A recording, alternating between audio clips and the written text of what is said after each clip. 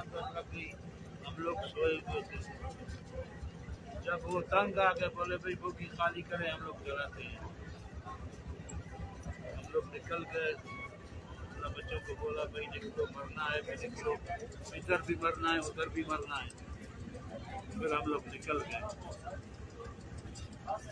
अच्छा, ये अजी सर, वहाँ से आपको कैसे, मतलब वहाँ से यहाँ तक कैसे आप आए, किस तरह आए वहाँ से?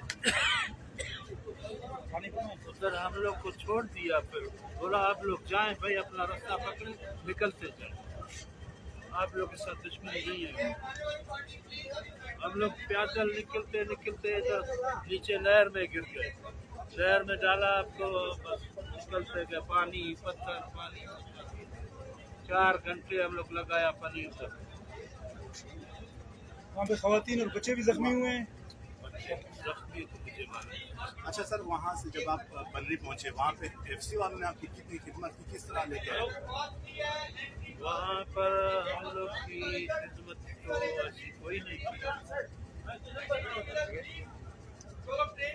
ठीक है sir, thank you so much. Team को खिलाया गया। अच्छा।